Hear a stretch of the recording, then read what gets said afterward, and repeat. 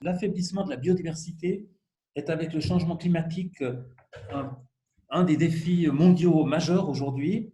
Certains experts mettent même l'apparition de virus agressifs sur le compte de l'affaiblissement de la biodiversité. Et on voit aussi que cette question n'est pas limitée à certaines régions du monde, particulièrement touchées, par exemple, comme l'Amazonie ou d'autres, par la déforestation, mais ça concerne aussi notre pays, ça concerne aussi notre canton.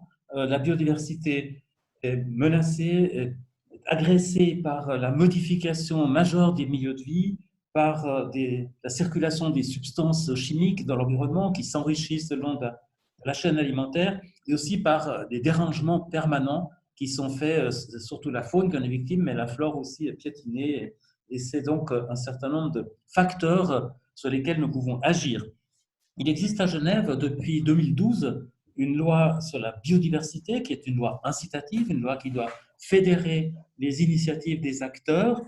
Sur cette base-là, le Conseil d'État a validé il y a maintenant plus de 2 ans une stratégie de la biodiversité, la stratégie biodiversité 2030, et il existe aussi depuis quelques jours maintenant un plan d'action pour la législature en cours, donc jusqu'en 2023, qui a été déposé le 10 juin par le Conseil d'État, qui est maintenant en discussion devant le Grand Conseil, donc le Parlement cantonal, qui a, d'après la loi, 6 mois pour se prononcer. Donc le sujet est maintenant de plein pied entré dans le débat politique, et c'est tout à fait le moment pour ce genre de débat maintenant, de s'approprier de ces thématiques et de voir quelle est la contribution des différents acteurs.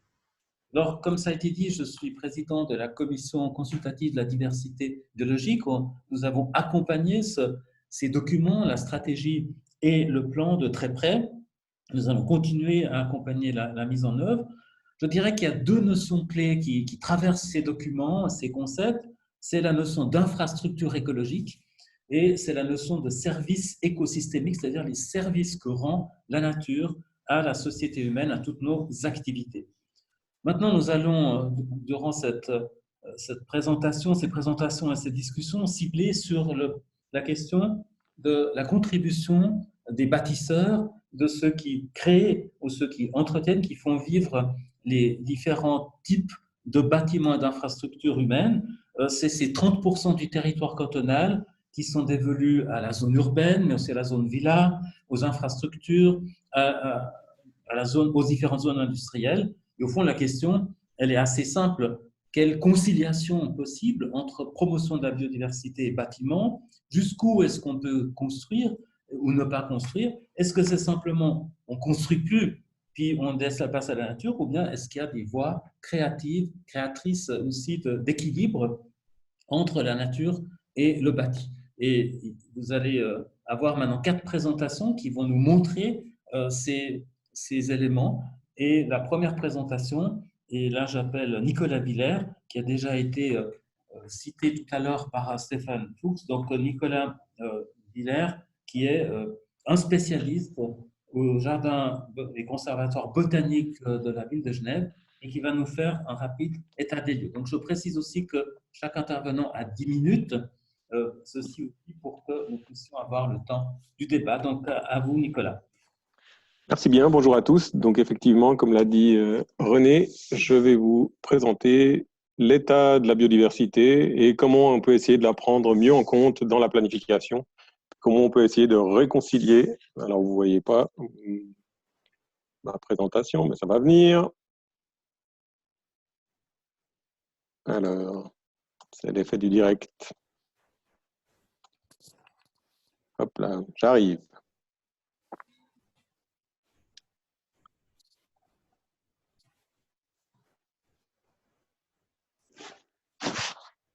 Ça vient, ça vient.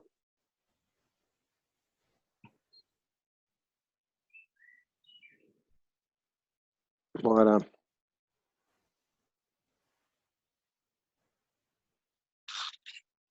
Voilà, enfin. Désolé, les petits aléas du direct. Donc, c'était pour vous parler de la biodiversité au sens large et puis voir comment on pouvait, comme l'a dit René, réconcilier ça ou essayer de mieux en tenir compte quand on fait de la planification. Donc, tout d'abord, de quoi on parle quand on parle de biodiversité, hein, c'est un concept qui est quand même assez vaste et large. Et si on veut le formaliser sur le territoire, eh ben, il faut qu'on puisse un peu mieux le définir et mieux le qualifier. Donc, le premier élément auquel tout le monde pense, c'est évidemment les espèces. Mais la biodiversité, ce n'est pas que les espèces. Et vous voyez sur cette figure, il y a deux problèmes liés à ça si on s'intéresse qu'aux espèces. D'une part, on ne connaît pas toute la biodiversité. C'est le camembert en deux couleurs. En bleu, vous avez les espèces connues, en jaune, les espèces inconnues. Et donc, on a une grande part de cette biodiversité des espèces qu'on ne connaît pas encore. Et typiquement, la biodiversité du sol, même sous nos contrées, est très mal connue. Et Dieu sait si l'impact de l'aménagement a un effet sur cette biodiversité-là. Le deuxième problème, c'est la figure du bas. Vous voyez qu'en fait, les groupes sont inégalement répartis en termes d'importance ou de représentation. On a à peu près 5000 espèces de mammifères pour 1 million d'espèces d'insectes. Donc, il y a plein de groupes d'insectes où il n'y a aucun spécialiste qui sont capables de les décrire, de les nommer, de les suivre. Donc, on a souvent beaucoup de données sur les mammifères, sur les amphibiens, les reptiles, les oiseaux, et beaucoup moins sur les groupes qui sont pourtant les plus représentés au niveau de la biomasse. Puis on verra tout à l'heure effectivement qu'il y a un troisième problème lié à cet aspect-là si on se concentre que sur les espèces. Donc en fait, quand on s'intéresse à la biodiversité, c'est plutôt ça. Donc c'est un réseau entre des individus et leur milieu. C'est des processus et des fonctions, et c'est plutôt ça qu'il faut intégrer dans la planification, bien évidemment avec les milieux naturels et les espèces. Mais il ne faut pas oublier cet aspect-là, puisque les espèces ont besoin d'espace pour se nourrir, pour se reproduire, pour se reposer, et ils doivent pouvoir utiliser le territoire, ou en tout cas se déplacer dans ce territoire. Et je pense que c'est un aspect, l'aspect fonctionnel de la biodiversité qu'il est important de prendre en compte. Et puis le dernier aspect, c'est celui évoqué par René aussi, c'est ce qu'on appelle les services écosystémiques, donc les services rendus quelque part par la nature à la société, que ce soit des services de régulation comme la régulation du climat, la purification de l'air, le tamponnement des crues, la pollinisation, le délassement, le stockage du carbone, la pollinisation, etc. et j'en passe. Donc c'est bien se rendre compte qu'on ne peut pas se concentrer seulement sur les espèces menacées ou les réserves, mais bien sur tous ces processus et toutes ces fonctions que rendent les écosystèmes. Il y a tous les services écosystémiques d'approvisionnement en matières premières, en nourriture, en médicaments, tous les services liés au délassement. Donc, c'est vraiment tous ces aspects-là qu'on va essayer d'intégrer, mieux intégrer dans la planification. On verra comment on peut le faire tout à l'heure. Ça a été évoqué, il y a beaucoup de menaces qui pèsent sur cette biodiversité. Vous l'avez vu à travers la presse, ou écrite ou visuelle. Et c'est un des problèmes aussi si on s'intéresse qu'aux espèces, c'est qu'en général, en termes de nombre d'espèces sur un territoire, vous avez grosso modo un certain nombre d'espèces, ça dépend évidemment des territoires, mais un certain nombre d'espèces qui disparaissent, qui sont souvent compensées par d'autres espèces qui arrivent. Par contre, le gros problème, c'est la biomasse. Donc c'est souvent le nombre d'individus d'une espèce qui baisse, et on l'a vu pour les insectes, on a près de 3/4 de la biomasse en insectes qui baisse, et c'est un problème typiquement pour les pollinisateurs. Donc si on s'intéresse qu'à l'indicateur nombre d'espèces, on peut ne pas voir qu'il y a un déclin dans la biodiversité, alors que si on s'intéresse à la biomasse, on voit qu'il y a un effet qui est beaucoup plus conséquent. Donc les deux menaces, elles ont été évoquées, c'est le réchauffement climatique, donc là je pense que c'est indéniable. Vous avez dans le graphique en bas à droite le nombre d'espèces qui sont indicatrices de réchauffement en jaune, et on voit qu'en 10 ans, il y a plus de 15% des effectifs qui ont augmenté, donc c'est vraiment une augmentation très rapide. Et il y a beaucoup d'espèces qui n'arrivent pas à suivre le rythme. Donc évidemment qu'il y a un certain nombre d'espèces qui peuvent se déplacer en fonction de l'évolution du climat, mais il y a plein d'espèces qui ne vont pas réussir à suivre. Donc ça, c'est une des grandes menaces. Et il y a des conséquences forcément économiques. Donc ça, c'est une dia que j'ai tirée du FMI, du Fonds monétaire international, qui montre pour un réchauffement planétaire de 1 degré l'impact sur le PIB de tous les pays, et la taille du pays est en fonction de sa population.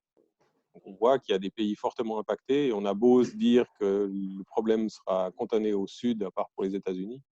On sait bien qu'on vit sur une seule planète, et que les répercussions qu'il peut y avoir d'un côté de la planète peut arriver chez nous assez vite, on l'a vu récemment. La seconde menace, et celle qui nous concerne peut-être plus directement, c'est l'utilisation du sol. Il y a une forte pression, une forte concurrence actuellement pour l'utilisation du sol. Vous avez typiquement ici le graphique en bas à gauche, où vous avez la fragmentation du territoire qui augmente de plus en plus. Et puis vous avez en bas à droite le pourcentage de milieux qui diminue autour du temps. Donc vous voyez, si en 1900, on avait 100% des zones alluviales qui sont importantes pour les régulations des régimes hydriques, eh ben, on n'en a plus que 60% aujourd'hui. Il y a des milieux qui sont encore plus menacés, comme les hauts marais ou les bas marais, où on a moins que 20% qui subsistent aujourd'hui. Donc on voit qu'on a cette concurrence et il faudrait passer dans la planification de cette logique de concurrence à plutôt une logique de coopération et puis essayer de mettre des outils en place qui permettent de réconcilier ces deux aspects dans le développement, en tout cas pour notre canton qui va de toute façon continuer. Donc les solutions, il y en a à différents niveaux. Ça, c'est au niveau suisse. Il y a eu cette stratégie biodiversité qui a été écrite en 2012, avec un plan d'action qui a été élaboré en 2017. Et puis René l'évoquait, la stratégie biodiversité cantonale, qui a été publiée en 2018, qui a été suivie par un plan d'action avec une centaine de mesures, cette fois, avec des objectifs chiffrés, qui devraient permettre d'atteindre une meilleure intégration, une meilleure prise en compte de cette biodiversité. L'intérêt du document cantonal, c'est qu'il a été élaboré avec tous les partenaires impliqués sur le territoire, que ce soit l'Office d'urbanisme, l'Office cantonal de l'eau, de l'agriculture, de la nature, mais aussi le département de l'instruction publique. Donc, ça a vraiment rassemblé beaucoup de partenaires pour avoir vraiment cette vision globale et fédérée de la biodiversité sur le monde canton et où est-ce qu'on peut aller, où est-ce qu'on souhaite aller avec cette biodiversité. Donc, en fait, la biodiversité, cette stratégie, elle se découpe en 12 axes, en 12 champs d'application, comme on l'appelle. Et on reconnaît les classiques de la conservation sur lesquels on se focalisait par le passé, la faune, la flore, les cours d'eau, etc., les sites protégés. Mais on voit que maintenant, on a aussi des compartiments qui sont dédiés spécifiquement à d'autres problématiques, comme l'espace bâti, c'est ce qui nous intéresse plus spécifiquement aujourd'hui, on aura l'occasion d'en débattre, et aussi tout ce qui est lié à la formation, à la sensibilisation. Donc on voit que maintenant, on a vraiment cette vision concertée. Et puis, un des éléments sur lequel je vais revenir, puisque ça fait partie des solutions, c'est cette infrastructure écologique, donc le champ d'application numéro 1, qui vient quelque part compléter les infrastructures humaines qu'on est en train de développer depuis quelques décennies, qui sont les réseaux de mobilité, les réseaux immobiliers, voilà, les logements, les réseaux de distribution d'énergie, les réseaux d'assainissement. Et ben ça, c'est le pendant pour la nature pour qu'il y ait une biodiversité qui soit résiliente et durable au cours des décennies. Donc, c'est vraiment une des pierres angulaires de cette nouvelle stratégie et de ce plan d'action, c'est cette infrastructure écologique, et je vous montrerai une image tout à l'heure. Et l'autre point fort de cette stratégie, c'est d'avoir justement articulé les 12 champs d'application que vous voyez ici en X, avec tous les services écosystémiques que rendent ces différents champs d'application. Donc maintenant, on sait que quand on agit sur les cours d'eau ou sur le lac, quel champ d'application 5, on voit sur quel service écosystémique on a un impact positif ou négatif en fonction des actions. Donc pour revenir à ce champ d'application 1, qui est l'infrastructure écologique, on voit qu'elle couvre à peu près l'ensemble des services écosystémiques. Pardon, et c'est pour ça que c'en est un élément central de cette stratégie et de ce plan d'action. Donc à quoi elle ressemble? Eh bien, elle ressemble à ça. Donc ça, c'est une cartographie qui a été établie à la fin de cette année, enfin durant ce printemps, par un consortium qui est représenté par l'Université de Genève, l'EPIA, l'Office cantonal de l'agriculture et de la nature et les CJB, donc les conservatoires et jardins botaniques. Et on a essayé de synthétiser dans un seul document toutes les connaissances qu'on avait sur la biodiversité. Donc ça intègre les données sur les espèces, ça intègre les données sur les milieux, ça intègre tout ce qui est fonctionnel, donc tout ce qui est fragmentation, tout ce qui est connectivité, ce genre de choses, et ça intègre aussi un certain nombre de services écosystémiques.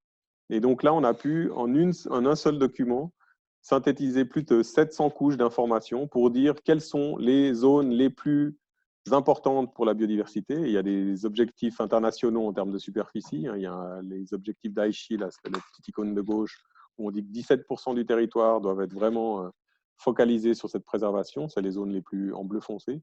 Et puis, il y a un 13% complémentaire pour mettre en réseau ces zones. Et quand on fait de la planification, il faut que dans les pesées d'intérêt, quand on touche des zones qui sont des noyaux, eh ben, il faut que le poids de ces zones-là remonte un petit peu par rapport à d'autres politiques publiques. Et donc, cette infrastructure écologique, c'est un document qui doit devenir un document de planification, qui va être à disposition sur le SITG pour tous les partenaires pour pouvoir confronter leurs projets et voir quel impact ça peut avoir sur cette infrastructure écologique. L'intérêt de cette approche et de cette modélisation qu'on pourrait présenter en plus d'une heure, c'est qu'elle est vraiment multi-échelle. Donc, on est capable de faire ça à l'échelle du Grand Genève. On est en train de faire le même exercice. Ça, c'est un résultat préliminaire sur le Grand Genève. Mais on peut être beaucoup plus précis. Donc, on peut facilement descendre à l'échelle de la parcelle et avoir la valeur intégrée de cette infrastructure écologique à la parcelle. Et si on fait du PLQ, si on fait des projets autoroutiers, on peut voir quelles composantes de la biodiversité on touche. Est-ce qu'on est dans une zone sensible? Est-ce qu'on est dans une zone peu sensible? Est-ce qu'on touche plutôt les services écosystémiques rendus par cette parcelle? Est-ce qu'on touche plutôt les espèces?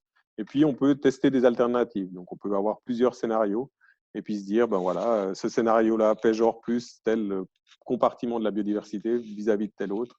Et puis, on peut, en amont du projet, en amont de la planification, avoir une meilleure vision de ces composants de la biodiversité, ce qui n'était pas forcément le cas par le passé, où on devait compiler une foule d'informations qui venaient de différentes sources. Donc là, on a fait ce travail via cette infrastructure écologique. Là, j'ai zoomé simplement sur la zone urbaine, puisque c'est l'objet de la seconde partie de la présentation par Madame Fontaine. Donc, même dans la zone urbaine, on voit qu'on a des réservoirs, des diversités. Et puis, on peut confronter ça à d'autres politiques publiques, typiquement à des stratégies d'îlots de chaleur. Donc là, on a typiquement le taux de canopée par GIREC, qui sont des sous-secteurs statistiques avec le taux de canopée.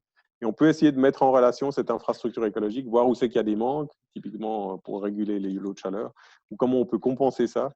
Donc, c'est vraiment un outil qui, on le souhaite, va être très utile, très utilisé aussi pour mieux tenir compte de la biodiversité dans la planification.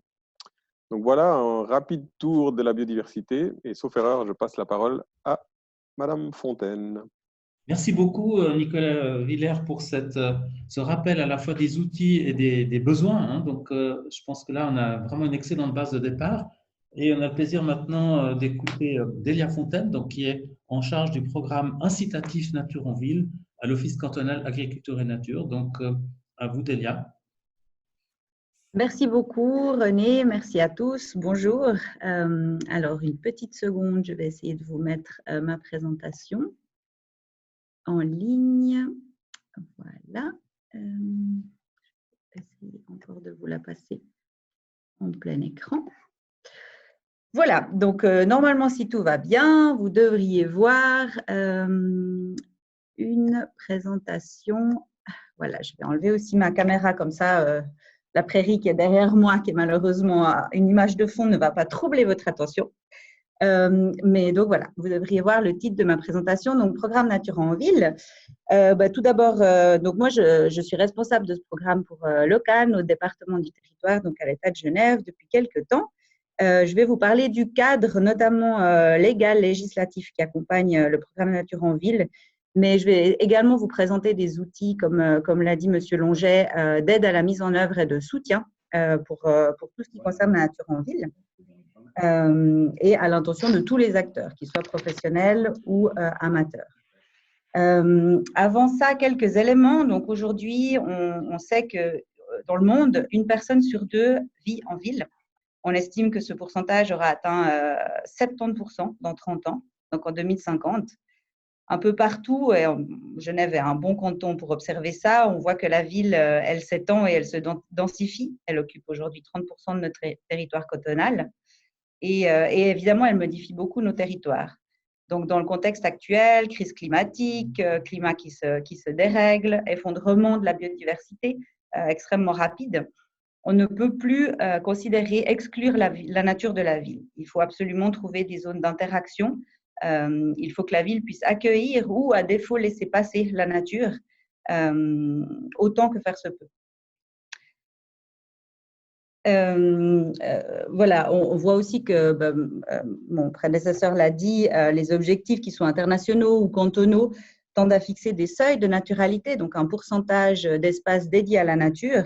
Et puis mathématiquement, on voit que ces seuils ne peuvent pas être atteints sans collaboration et interaction entre les différents objectifs. Donc la nature doit vraiment être accueillie et acceptée à l'échelle urbaine. Et on remarque aussi un passage, voilà, longtemps la nature en ville a été considérée comme peut-être une vision un peu romantique, reverdir la ville, le cadre de vie, mais on passe petit à petit à une logique d'infrastructure écologique, comme ça vous a été présenté à l'instant. Et à partir du moment où cette infrastructure écologique va devenir fonctionnelle, en fait, il suffira de laisser la nature revenir et elle fera le reste tout seul. On voit pas la suite des dias, en tout cas depuis chez nous. Elles arrivent, c'est que j'ai une longue introduction. Ah d'accord, non, on avait... C'est tout bon, c'est passé à la suivante. Donc, effectivement, donc moi, je ne vous vois pas. Je ne sais pas si vous êtes en train de bâiller ou si vous êtes attentif, mais je me suis dit que pour vous réveiller, j'allais entrer dans le vif du sujet et puis vous parler rapidement du cadre légal, des éléments législatifs qui accompagnent en fait la mise en œuvre de la biodiversité urbaine. Alors, certainement, donc moi, je suis moi-même pas juriste, je suis biologiste et j'ai que 10 minutes. Donc, ça va être difficile d'entrer dans les détails, mais voilà un petit listing au niveau fédéral et cantonal des éléments législatifs qui ont un impact et une influence sur l'aménagement et la biodiversité. Donc, bien sûr, la LAT sur l'aménagement du territoire, qui stipule la prise en compte en fait de la biodiversité et sa conservation également dans le milieu bâti. Bien sûr, la loi sur les forêts, protection de la nature et du paysage, qui est la loi fondatrice de la protection de la nature, qu'elle soit en zone naturelle hors de la ville ou urbaine. Et puis, au niveau cantonal, différents textes de loi, comme la LGZD, avec laquelle vous êtes sûrement plus familier que moi, mais également la loi sur les forêts cantonales et la LPMNS. Mais on revient un tout petit peu en arrière, donc en 2010, rappel, c'était l'année internationale de la biodiversité. On voit qu'au niveau cantonal, des réflexions s'intensifient en vue de promulguer la première loi sur la biodiversité du canton. En 2011, un projet de loi est déposé. Et en 2012, c'est en 2012 que le développement de la nature dans le cadre urbain s'inscrit dans la loi cantonale. Et c'est une première suisse au niveau cantonal. En 2013, pour répondre à ces enjeux, la loi sur la biodiversité introduit le programme Nature en ville pour le canton de Genève, entre autres. Donc, je vous ai mis un petit extrait de la loi sur la biodiversité, qui est vraiment le texte sur lequel s'appuie l'ensemble du programme Nature en ville. Je ne rentre pas dans les détails parce que le temps file. Et effectivement, cette loi est déclinée en un règlement d'application dont vous trouvez un extrait ici. Donc, le programme Nature en ville, comme l'a dit M. Longet, c'est un programme qui est actuellement incitatif. À part des mesures de préservation d'éléments de nature remarquables ou de compensation, on remarque qu'aujourd'hui, les exigences sont fixées au niveau des plans directeurs ou des PLQ, mais à part ça, rien n'oblige, rien n'impose de faire de la nature en ville. Même si la pression populaire, la compréhension s'intensifie un petit peu partout et puis qu'on observe aussi toute une série d'exemples de bonnes pratiques qui se mettent en œuvre et qui commencent à faire bouger un petit peu les normes, les usages et les pratiques. Donc, la thématique de la nature en ville, elle est de plus en plus prise en compte. On le voit avec la stratégie biodiversité et l'adoption de son plan d'action par le Conseil d'État il y a quelques jours. Donc, qu'est-ce que c'est que la nature en ville? Le programme se décline en 3 axes principaux. Le premier, c'est évidemment de favoriser la biodiversité. Donc, comme elle vous a été présentée il y a quelques instants, la biodiversité, elle est complexe, mais elle a aussi une place dans le milieu urbain. On observe par exemple que le milieu urbain accueille des espèces rares ou très, très menacées qui ne trouvent parfois plus place dans les zones de naturalité. On peut citer par exemple le martinet qui vient volontiers occuper les nichoirs qu'on lui installe sous les toits des bâtiments en pleine ville, alors qu'il n'est pas forcément, qu'il n'arrive plus à se développer dans les zones extérieures à la ville. Ensuite, la nature en ville, c'est évidemment améliorer le cadre de vie parce que les enjeux ne sont pas uniquement environnementaux, mais également sociaux. Une ville aimable, une ville agréable, une ville vivable, c'est tout ça qui fait des espaces verts de qualité. Ces espaces ne sont pas seulement un lieu de vie pour les animaux ou les plantes, mais ils impactent également la santé publique. De nombreuses études le démontrent aujourd'hui, mais également la rentabilité des projets immobiliers, le sentiment de sécurité, de bien-être de la population. Donc, on l'a vu, la biodiversité, elle nous rend de nombreux services, mais notamment en termes de promotion immobilière, on sait maintenant que le prix de certains loyers peuvent être influencés par la proximité d'un espace vert ou par une vue paysagère dégagée. Donc, on voit que voilà, les enjeux se rejoignent aussi à ce niveau-là. Et puis, bien sûr, pour parvenir à mettre en place de la nature en ville, la coopération de tous les acteurs et partenaires est sollicitée, en particulier les habitants, les usagers finaux à travers les démarches participatives qui sont vraiment un élément fondamental des éléments de nature en ville. Avant d'entrer dans les outils qui sont mis à votre disposition pour atteindre ces objectifs et répondre à ces enjeux, quelques grands principes. Alors, la présentation suivante rentrera beaucoup plus dans le détail de ces éléments, mais les grands principes qui permettent d'allier en fait bâti et biodiversité. Donc, tout d'abord, conserver des reliquats de nature sauvage comme refuge. Il est beaucoup plus précieux de conserver que de remplacer. On sait qu'un arbre met plusieurs dizaines d'années pour atteindre son potentiel d'habitat ou de site de nourriture. Donc, premier réflexe, c'est vraiment la conservation de l'existant. Pour ça, ça nécessite aussi de connaître l'existant avant d'élaborer des projets. Réaliser des milieux de substitution de qualité si la conservation n'est pas possible.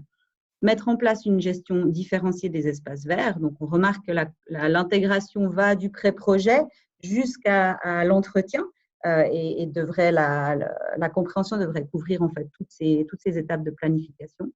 Et comme on l'a vu avec l'infrastructure écologique, l'importance de connecter et mettre en réseau ces différents milieux, donc de pouvoir aussi dézoomer des projets qui nous concernent pour avoir une vision globale.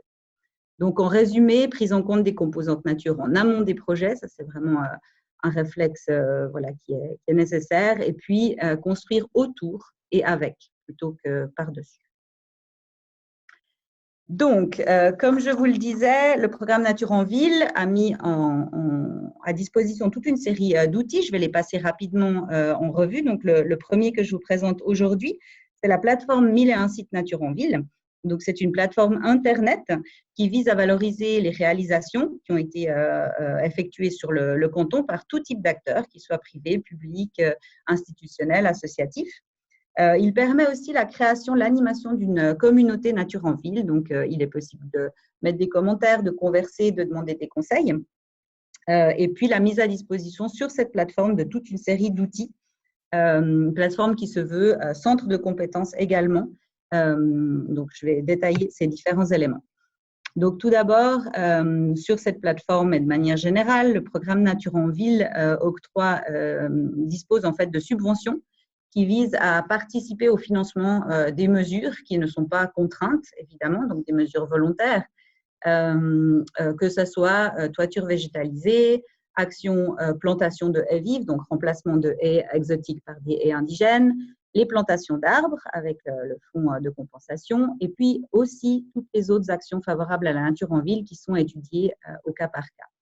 Et puis pour renforcer ces subventions, qui peuvent être demandées directement donc, à l'OCAN et au programme Nature en Ville, un concours Nature en Ville est proposé chaque année qui permet donc qui octroie un prix Nature en Ville pour aider à la réalisation de projets, mais également une distinction Nature en Ville qui vise à distinguer un projet déjà réalisé. Il existe également toute une série de certifications et valorisations. Vous allez en entendre parler plus tard dans la présentation également plus en détail, mais notamment la charte des jardins qui, à travers des fiches pratiques, permettent vraiment de passer d'un entretien standard à un entretien différencié et favorable à la biodiversité, ou encore le label Nature Économie que l'État de Genève promeut, qui permet notamment pour des sites industriels d'intégrer la biodiversité dans leur territoire. Ensuite, sur cette plateforme se trouve également toute une série de fiches conseils. Vous avez quelques exemples ici. C'est des fiches qui sont extrêmement complètes, qui posent le contexte des différentes réalisations, qui donnent également des outils de mise en œuvre, des coûts d'entretien, des conseils d'entretien après réalisation. Et il y a une quinzaine de thématiques spécifiques qui sont traitées, avec un focus au niveau du jardin urbain, qui est une thématique qui est très vivante ici à Genève, avec un guide très complet que vous avez ici, qui s'appelle « Partager » à droite de votre écran, et qui permet d'approfondir vraiment la mise en œuvre d'un potager collectif en ville. Et ensuite, parce que le contexte actuel fait qu'on ne sait pas vraiment à quoi il faut s'attendre, donc au lieu d'être prêts, soyons plutôt préparés. Donc pour ça, on a mis en place, en collaboration avec l'EPIA, un CAS de Nature en Ville qui permet de se spécialiser. Et puis la plateforme recense aussi la bourse aux formations, donc toutes les formations sur la thématique, qu'elles soient certifiantes ou non, sont recensées sur la plateforme 1001 sites. Voilà, donc pour conclure, si vous avez un projet, le programme Nature en Ville est à disposition, la plateforme également, c'est un outil qui appartient à tous. Et comme le dit le directeur du service biodiversité du canton, mon collègue Bertrand Fenarx, je voulais finir sur cette phrase que j'aime beaucoup. N'oublions pas que la nature n'est pas rancunière, laissons-lui de la place, elle reviendra seule. Merci beaucoup. Merci beaucoup, Delia. Ça donne vraiment envie d'aller de l'avant. L'État ne nous oublie pas. L'État est actif et même proactif. Et je me rappelle aussi d'un autre, vous avez conclu avec une belle phrase. Je me rappelle d'une autre phrase qui émane de l'OCAN, d'ailleurs de votre office. C'était chaque mètre carré compte. Chaque mètre carré compte. Et on se réjouit d'accueillir maintenant Nicolas Amann pour nous dire qu'est-ce qu'on fait de ces mètres carrés qui sont confiés aux bâtisseurs, aux usagers du territoire. Et à vous, Nicolas, pour nous donner un inventaire des bonnes pratiques. Oui, merci René. Donc voilà, donc je vais traiter le thème des bonnes pratiques sur la biodiversité et le bâti. Donc en quelque sorte, il y a un double enjeu sur la biodiversité et le bâti. Le premier, c'est de rendre la ville supportable par la nature, et le deuxième, l'environnement urbain supportable par l'homme. Donc il y a un équilibre, un subtil équilibre à trouver. Et puis donc j'ai mis en photo d'introduction l'écoquartier des Vergers, qui me semble être un très bon exemple relativement récent de projets d'aménagement dans lequel il y a une large part qui est attribuée aux surfaces extérieures, avec beaucoup de surfaces herbacées et diversifiées. Donc il y a des prairies, des gazons fleuris, des gazons intensifs, il y a des zones de potager, il y a beaucoup d'arbres fruitiers, il y a des plantages, donc des zones de potager qui sont entretenues par les habitants. Donc c'est vraiment, il y a le lac des Vernes qui joue un rôle de bassin de rétention. Donc c'est vraiment un quartier assez exemplaire et intéressant de ce point de vue. Et c'est vraiment un exemple à favoriser. Donc, du point de vue du contexte, mes prédécesseurs en ont pas mal parlé, mais c'est vrai qu'on est vraiment dans un contexte de réchauffement climatique avec des phénomènes d'îlots de chaleur qui sont importants, une mobilisation citoyenne qui est très forte pour plus de végétalisation, d'arborisation en ville, à proximité. Donc, les gens veulent pouvoir trouver de la végétation, de la nature vraiment aussi dans les centres-villes. Et c'est vrai qu'on a besoin de changer un peu la manière de faire. On est vraiment dans une transition urbaine, il y a un vrai impératif écologique et il faut changer notre manière de faire. Donc ça s'observe à différents niveaux. Actuellement, sur la gestion des eaux de surface, eh bien, on essaye de les gérer à la parcelle, on en parlera tout à l'heure, pour voilà, infiltrer les eaux directement sur place, avoir plus de fraîcheur et d'humidité en ville. Il y a tout un tas de stratégies, que ce soit au niveau cantonal ou communal, on en reparlera encore après tout à l'heure. La volonté de préserver une infrastructure écologique, donc Nicolas en a parlé, c'est vraiment l'idée au sein de chaque territoire d'avoir une partie de zones protégées, de zones de mise en réseau. Oui, il y a un souci, j'ai entendu des sons, et de la revitalisation ou une thématique nature en ville. Donc voilà un petit peu pour le contexte. Et ce contexte fait aussi qu'au niveau politique, les choses évoluent. Les offices cantonaux maintenant exigent des taux minimums d'arborisation et de végétalisation, et on y arrive gentiment. Donc la thématique majeure, c'est vraiment la qualité de vie, donc la santé et le bien-être des habitants. Alors, les clés de réussite pour un aménagement favorable à la biodiversité, en quelque sorte, les bonnes attitudes, c'est d'essayer lors de ces projets de préserver le maximum d'espaces plantables et de zones perméables. Et c'est vrai que dans ces nouvelles constructions, voilà, on a besoin de densifier la ville et bien souvent, les ingénieurs architectes ont des coefficients de densité à respecter, ils doivent construire et puis souvent il ne reste plus beaucoup d'espaces plantables. Donc il y a vraiment cette idée d'introduire des taux minimums de végétalisation, d'arborisation au sein de ces nouveaux projets. Et maintenant, l'Office de l'urbanisme, dans les nouveaux projets de PLQ, demande à ce qu'il y ait 50% de zones de pleine terre ou de sol profond. Donc ça, c'est un vrai changement. Et si tous les PLQ se construisent de cette façon-là, on devrait avoir des aménagements en pied d'immeuble qui seraient beaucoup plus intéressants. L'idée aussi, une des clés de réussite, c'est de proposer dans les aménagements des espèces majoritairement indigènes, parce qu'elles profitent à notre flore et notre faune locale en quelque sorte, et un entretien extensif. Donc essayer d'anticiper le niveau de maintenance et pas faire des aménagements horticoles qui demandent beaucoup d'eau, beaucoup d'engrais, beaucoup de soins, mais vraiment dès le départ d'intégrer un volet plus biodiversité, donc favoriser ces espèces indigènes avec un entretien qui est vraiment le plus extensif possible. Cette idée donc, de mettre en réseau tous ces aménagements. Donc, on a vu l'infrastructure écologique, je crois que c'est un peu le leitmotiv dans chacune des présentations, c'est vraiment connecter tout ça entre eux via des trames vertes, des trames bleues, des trames noires, on en parlera après, mais essayer de connecter tout ça. Donc, ça implique, lorsqu'on fait un projet ou un aménagement, de bien regarder dans quel contexte on s'inscrit, quelle diversité est présente, où on se situe dans le maillage écologique et paysager local, et qu'est-ce qu'on peut faire pour connecter, renforcer ces connectivités qui sont existantes. Et ce qui est important également aussi, c'est d'avoir des équipes de projets pluridisciplinaires. Donc, les ingénieurs et architectes sont bien évidemment les chevilles ouvrières de ces projets, mais c'est important qu'elles s'entourent dans les équipes donc d'architectes paysagistes et ou de biologistes ou gestionnaires nature qui vont permettre de donner des conseils sur comment proposer des surfaces favorables à la diversité, qui soient intéressantes, connectées. Et donc vraiment, c'est avec des projets pluridisciplinaires qu'on arrive à faire des projets de qualité. Et ça, c'est un point qui est important. Alors, c'est de plus en plus intégré maintenant dans les concours, où on demande ces équipes pluridisciplinaires, mais c'est vraiment ce qui fait la qualité des projets. Donc, pour quelques exemples de bonnes pratiques, puisqu'on est au niveau général, j'ai commencé par l'éclairage nocturne. Donc, c'est un des objectifs aussi de la stratégie biodiversité Genève, c'est de rétablir une trame nocturne fonctionnelle. Et puis, ça passe par le choix d'éclairage un petit peu différent. Donc, il faut des éclairages beaucoup plus efficaces, qui soient dirigés, qui soient peut-être aussi différenciés dans l'usage. On n'est pas obligé forcément d'éclairer toute la nuit, d'éclairer avec la même intensité. Donc, il y a maintenant beaucoup de réflexions qui visent à encourager donc, des continuums nocturnes. Donc, c'est notamment, on pense aux rapaces nocturnes, aux chauves-souris, à toutes ces espèces, aux papillons nocturnes par exemple, qui sont gênés par la lumière, qui jouent vraiment des rôles qui sont des barrières infranchissables pour ces espèces qui sont lucifuges. Et donc, il y a cette idée vraiment dans les projets d'intégrer ça. Donc, il y a souvent des éclaireurs, des concepteurs éclairagistes qui sont dans les équipes de projet. Et c'est vraiment des thématiques qui sont demandées, des axes forts des stratégies actuelles. Et c'est dans l'air du temps. Et puis aussi, au niveau, souvent l'écologie rejoint l'économie. Et quand même si on a des éclairages LED, en éclairant moins, on peut aussi avoir des gains économiques qui sont aussi intéressants au niveau écologique.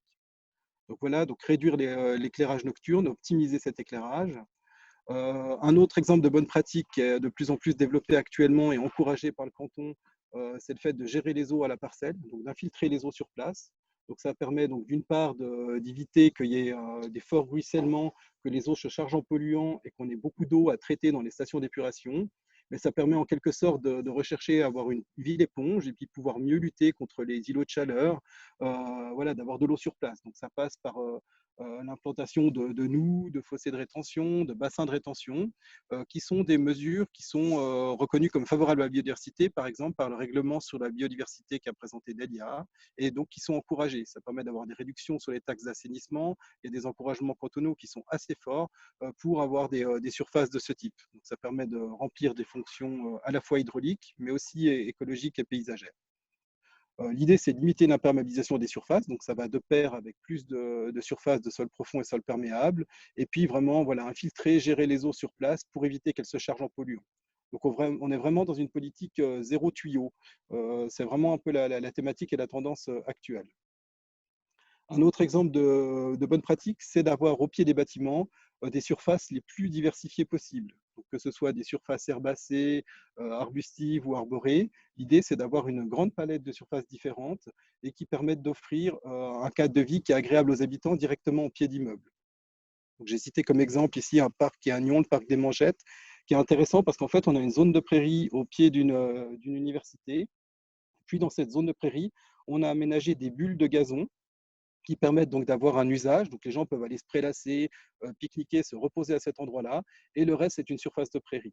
Donc c'est clair que quand on aménage ce genre de surface, on doit toujours tenir compte des usages et des fonctions. Donc les prairies, en termes d'usage et de fonction, elles remplissent un très grand rôle en termes de diversité, mais en usage et fonction, c'est un peu plus limité. Donc ça, c'est un exemple intéressant de poche de végétation aménagée pour que les habitants puissent utiliser. On peut utiliser aussi des surfaces rudérales qui sont des zones à entretien extensif, donc des zones de galets avec des vivaces. Donc l'entretien en général est assez faible, c'est 1 à 2 interventions par an. Et puis c'est des surfaces qui sont assez fonctionnelles et intéressantes pour la diversité et qui nécessitent peu d'entretien. En pied de bâtiment, donc c'est souvent ce qu'on parle de frontage d'immeuble, c'est important d'avoir une bonne végétalisation. Donc, pour ce qui est des arbres, on recherchera toujours des fosses de plantation continues avec des bonnes qualités de substrat et puis des volumes et des surfaces suffisants, donc des espaces plantables bien dimensionnés. Et puis voilà, la végétalisation en pied d'immeuble chez les privés peut participer aussi à l'arborisation de la rue. On voit aussi de plus en plus dans les bonnes pratiques la réimplantation d'arbres fruitiers ou de vergers haute tige en ville, mais aussi dans les copropriétés, dans les espaces. Et ça, c'est vraiment une zone, des zones qui sont intéressantes aussi en termes de diversité. Les dépendances côtières sont un bon endroit sur lequel on peut extensifier aussi l'entretien. Et donc, plutôt que d'avoir des surfaces de gazon qui sont tondues rases, par exemple, au pied des arbres, on peut avoir des surfaces plus extensives de prairies qui jouent un rôle écologique et paysager qui est certain, mais surtout qui accueillent toute une diversité, donc notamment de criquets, de papillons, de micro-mammifères qui peuvent venir dedans. Et c'est aussi favorable aux arbres parce qu'on a plein d'insectes auxiliaires qui viennent dans ces milieux et qui vont pouvoir contrer des éventuels ravageurs et parasites. Donc, toute cette gestion des dépendances côtières, au lieu d'avoir des surfaces intensives, on peut proposer des surfaces extensives. C'est le cas aussi dans des ceintures extérieures d'aménagement, de parcs. On peut proposer ce genre de surface.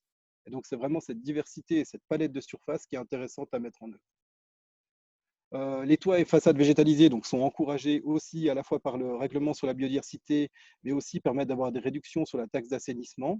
Donc l'idée, c'est de proposer des toitures végétalisées extensives, donc une faible épaisseur de substrat, avec des micro-variations, des propositions d'un certain nombre de structures de type gouille, de type tas de bois, et puis des zones vraiment plutôt pionnières, et sur lesquelles on peut implanter des hôtels à insectes ou des nichoirs. Donc c'est fait souvent de façon participative. C'est le cas de la toiture qui est ici à gauche, qui a été fait à Honnay avec le DIP, donc le département d'instruction publique, et puis qui a été fait de façon participative, soutenu par l'Office cantonal de l'agriculture et de la nature. Et donc, il y a aussi un rôle hydraulique parce que ça permet de réguler les eaux pluviales, parce qu'il y a un effet crêteur de crue. Et puis, quand il pleut beaucoup, bah, la toiture peut déjà jouer un rôle de rétention avant que ça parte directement dans les réseaux d'eau pluviale. Et puis, ce qui est intéressant aussi, c'est le côté thermique, parce que quand on a ces toitures végétalisées, eh bien, on a une sorte d'isolation thermique qui se produit. Donc, il y a beaucoup d'avantages à végétaliser les toits et les toitures, et beaucoup d'incitations cantonales en ce sens. On peut aussi, donc pour connecter, on disait toujours c'est important de connecter, ben on peut végétaliser les façades avec des systèmes de lianes, donc des clématites, ce type de plantes donc, qui vont permettre de couvrir la façade en été et donc de réguler un peu les effets du réchauffement climatique et de l'ensoleillement, et puis laisser passer la lumière en hiver lorsqu'il n'y a plus les feuilles. Et puis ça a aussi l'intérêt de connecter la toiture à des surfaces extérieures en pied de bâtiment, et là ça permet aussi à un certain nombre d'espèces de migrer, et c'est véritablement intéressant.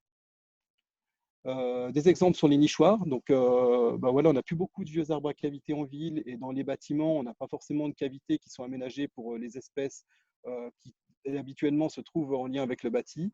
Donc, on peut, via un accompagnement avec des experts, implanter des nichoirs, que ce soit des nichoirs à chauve-souris ou pour certaines espèces. Et puis ça peut être fait aussi dès la conception. Donc, il y a maintenant plusieurs bureaux d'architectes qui sollicitent donc des spécialistes nature pour implanter ce type de nichoir justement sur le bâtiment. Donc, ce qui est intéressant aussi, bah, c'est vraiment d'implanter sur ces surfaces, bah, par le biais de l'entretien, d'avoir des microstructures. Donc, quand c'est possible, bah, ne pas exporter les produits de coupe, mais en créer des microstructures qui vont être favorables à la faune et la flore. Ça peut être aussi des hôtels à insectes. Donc, c'est vraiment l'idée d'enrichir ces milieux par tout un tas de structures qui permettent de diversifier et d'avoir des micro-habitats. Et puis aussi une mise en lumière de démarches participatives, donc encouragées aussi par le règlement d'application de la loi sur la biodiversité. Donc ces démarches participatives sont soutenues par le canton. Et là, il y a l'exemple, par exemple, de la coopérative Équilibre. Donc les coopératives sur le canton sont également un super levier pour aménager autrement, parce qu'elles poussent beaucoup à faire les choses de façon différente, à avoir beaucoup de surfaces extensives, d'aménagement extérieur, d'avoir des impacts moindres sur l'environnement. Et donc là, il y a eu un projet de construction de nichoirs avec, donc c'était sur 3 bâtiments de cette coopérative. Il y a une quarantaine de familles qui ont participé. Et donc, il y a eu construction de ces nichoirs accompagnés par un spécialiste et pose directement sur le bâtiment. Et c'est des projets qui marchent bien. C'est la même chose pour les potagers urbains. Il y a parfois des associations d'habitants qui se regroupent et puis qui veulent retrouver le plaisir de cultiver ensemble quelques légumes. Souvent, il y a une charte environnementale, l'idée de favoriser des variétés anciennes et locales. Et puis, donc, voilà, c'est des projets qui marchent assez bien. Il y a souvent un accompagnement qui est fait par soit les régies, soit la commune pour entretenir les parties extérieures. Mais en tout cas, ces zones de potager marchent bien et ça favorise aussi le lien social. Et c'est un des objectifs aussi du programme Nature en ville. Donc voilà quelques exemples de bonnes pratiques. Et puis donc actuellement, on est vraiment en transition. On cherche un urbanisme écologique et durable, donc vraiment favoriser ces continuités écologiques et paysagères, ces aménagements extensifs avec la gestion des eaux à ciel ouvert. Et puis, donc, on a vraiment beaucoup d'études et de stratégies cantonales en cours. Donc, il y a voilà, la stratégie Biodiversité Genève avec son plan d'action. On a une stratégie d'arborisation qui est en cours de développement au niveau du canton.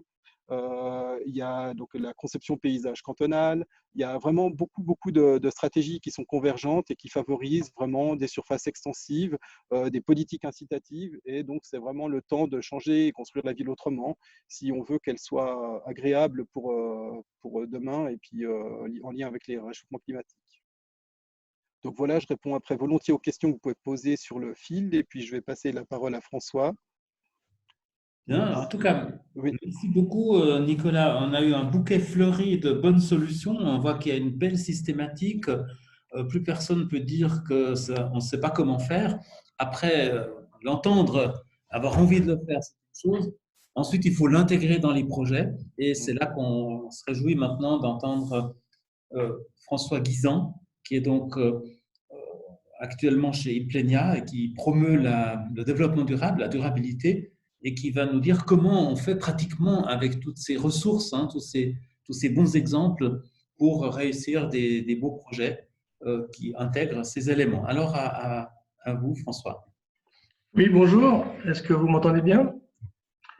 C'est un plaisir d'être là aujourd'hui pour effectivement compléter ce panel d'experts qui a passé en revue les normes sur lesquelles on doit se baser et les bonnes pratiques, et d'expliquer en fait comment on peut, au niveau d'un projet immobilier assez conventionnel, Implenia étant une entreprise générale que je crois tout le monde connaît, travaille avec une clientèle qui est essentiellement des fonds institutionnels et donc dans des démarches de mise en avant de projets immobiliers très conventionnels, comment on peut aussi à ce niveau-là essayer d'agir dans le sens de la biodiversité. Je dois dire que le constat que j'ai fait moi en arrivant à Implenia, j'y suis arrivé il y a une dizaine d'années, concernant la biodiversité était assez catastrophique. Les projets immobiliers construits par les entreprises générales intègrent très rarement, voire jamais, d'aspects et d'enjeux qui sont liés à la biodiversité. Et on peine encore aujourd'hui à amener ces notions-là, en raison de différents freins qui sont liés à l'organisation du travail, à la chaîne de valeur, au cadre normatif, et puis surtout au manque d'initiatives, de nouvelles initiatives qui permettent d'amener ces enjeux et de les faire comprendre auprès des promoteurs. Alors j'ai préparé ma présentation en 4 chapitres. Juste une très brève introduction sur l'approche One Planet Living qui a en fait suscité la mise en place d'un nouvel outil d'évaluation de la biodiversité dans les projets immobiliers. L'exemple du projet Green Village sur lequel on cherche justement à appliquer différemment ces enjeux de biodiversité. Et en entrant dans le détail de ce projet, vous verrez comment on a abordé des enjeux méthodologiques et puis quels sont les critères de biodiversité qu'on a pu intégrer dans le projet. Et je pense que ça peut peut-être être intéressant pour amener cette même approche dans d'autres pratiques de projet. L'approche One Planet Living est une vision en fait qui a été portée par le WWF international depuis de nombreuses années. Donc c'est des visions One Planet Campaign que le WWF international avait lancé au début des années 2000. Moi, j'étais engagé par Implenia en 2010 pour honorer une convention qui a été signée entre le WWF suisse et Implenia suisse pour mettre en place cette vision sur le territoire suisse qui se base sur ces 10 principes que vous voyez à l'écran, qui sont 10 principes très globaux. Donc, on n'est pas que sur les aspects énergétiques ou sur les aspects de qualité du bâti, voire des aspects sociaux, mais on intègre aussi la question de l'alimentation, la question justement de la gestion durable de l'eau, des habitats naturels qui nous intéressent aujourd'hui, et d'autres aspects encore socioculturels importants dans une approche holistique. C'est une vision, je parle de vision, il y a une association qui a été créée par le WWF et Implenia qui s'appelle l'Association suisse des quartiers durables, qui aujourd'hui porte cette méthode sur le marché. La méthode va être rebrandée parce qu'il y a des questions liées à One Planet Living au niveau du droit international entre le WWF international et ses autres partenaires qui posent problème dans l'application de la méthode en Suisse. Donc on est en train de la rebrander, mais l'Association suisse des quartiers durables porte une méthode qui est basée sur cette vision et qui passe par l'établissement d'un plan d'action. Vous voyez à droite un petit peu quelques feuillets qui sont qui ne sont pas détaillés, mais qui montrent qu'il y a un important travail pour mettre en place un plan d'action. Et une convention est signée avec la commune, hôte du projet immobilier, avec l'Association suisse des quartiers durables et avec le promoteur ou propriétaire en charge du développement immobilier. Donc c'est assez intéressant, c'est la seule certification qui met en place une telle architecture multipartite. Donc on doit vraiment s'entendre sur les ambitions du projet, sur les ambitions de durabilité du projet. Et il y a évidemment un plan d'action qui est lié à chacun de ces principes. Donc on a des actions liées à la gestion durable de l'eau et aux habitats naturels. Alors appliqué au projet Green Village, le projet Green Village, c'est un projet qui se fera sur le centre œcuménique des églises. Vous avez ici une photo aérienne du centre œcuménique des églises tel qu'il est encore aujourd'hui, avec un chœur central et puis 3 ailes qui partent un peu représentant la Trinité autour du chœur central, et puis un bâtiment qui avait été rajouté à l'aile ouest. C'est un ouvrage assez intéressant. Il a été construit par les frères Honegger, puis le paysagiste Brugger avait fait ici, si vous voyez ma souris, a fait un petit jardin qui est considéré comme un objet patrimonial qu'on doit conserver, et puis la pièce maîtresse aussi de tout le projet doit être conservée pour garder les traces du passé et de cette architecture des frères Honegger qui est assez remarquable. Les 3 ailes vont être démolies et on va arriver à un plan masse qui est représenté par cette image qui est un projet de LRS. Donc le bureau d'architecte LRS a gagné le master plan, et puis il y a maintenant 3 bureaux d'architectes qui vont exécuter ce master plan. On a LRS, Groupe 8 et puis la minière. Donc l'architecture ne sera pas exactement celle que vous voyez à l'image, c'est plutôt un plan masse, mais il y a une charte architecturale qui va permettre d'harmoniser l'ensemble des bâtiments, avec un bâtiment de logement ici au nord de la parcelle, un bureau tout à l'ouest ici, côté route des Nations, et puis 4 bâtiments d'activité. On est dans la zone internationale, donc c'est orienté quand même bureau.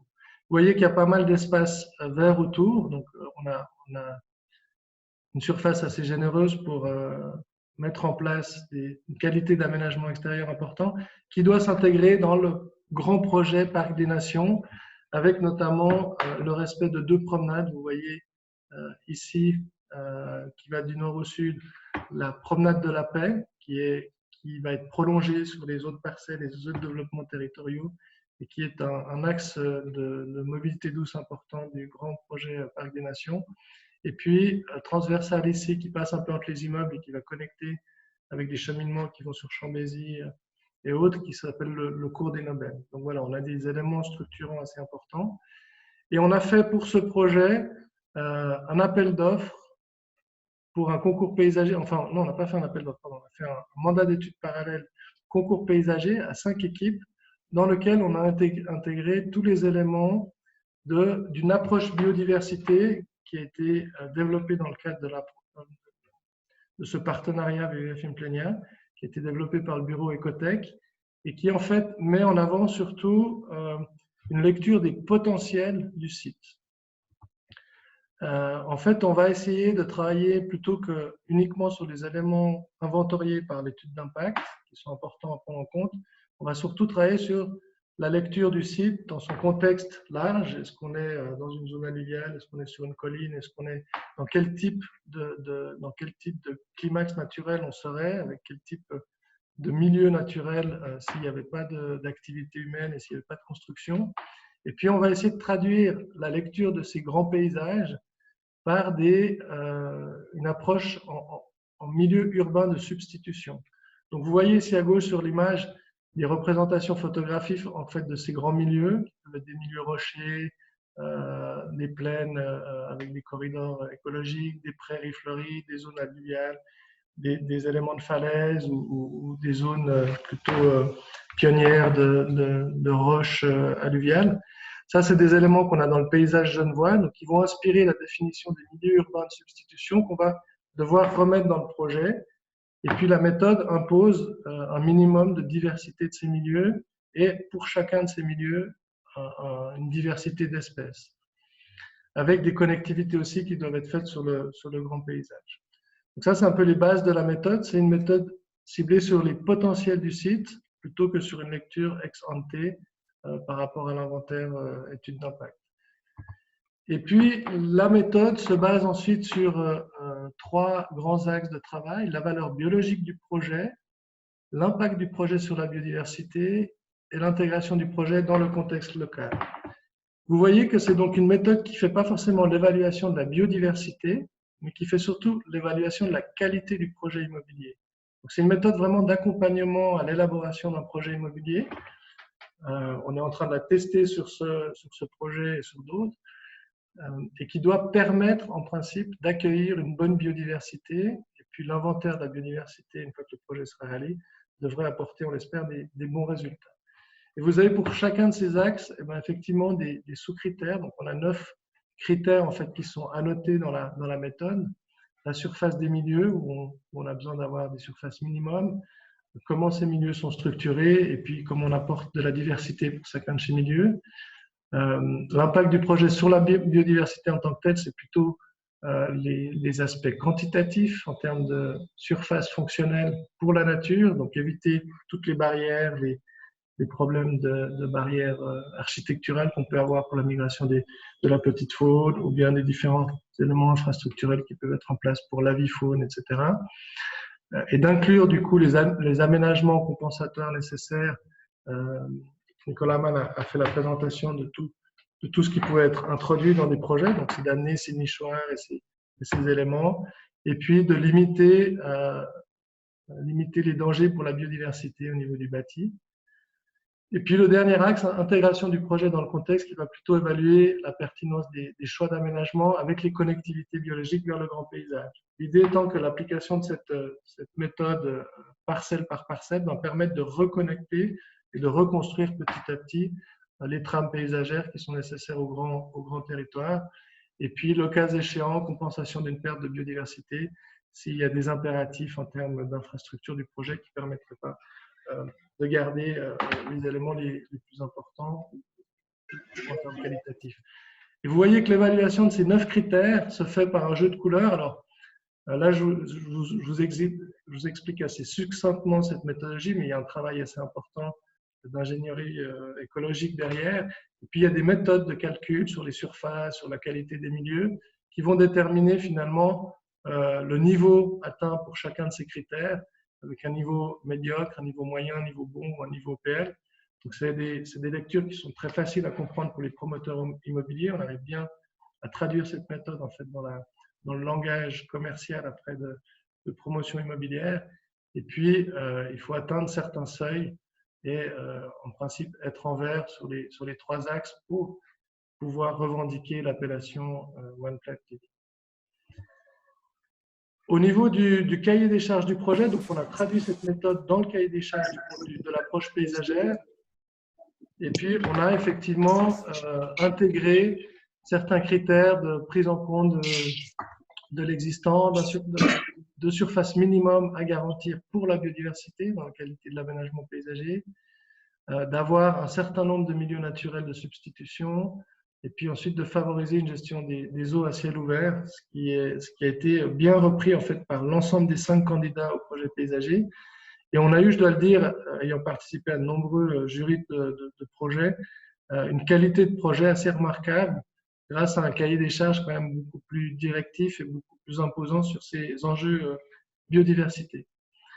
Et puis, on a retenu un projet paysager, je vais inverser juste 2 slides, qui est celui de l'agence ADR, donc des Combes-Rampigny, qui ont bien intégré, je ne vais pas entrer dans le détail de tout le projet, mais vous voyez ici un bassin de rétention, donc si vous voyez ma souris, un bassin de rétention sur la partie nord-ouest du projet qui va permettre de drainer les eaux des différentes toitures du projet, de la majorité des toitures du projet, et de garantir en fait une qualité paysagère intéressante avec un niveau d'eau permanent en principe qui devrait être maintenu.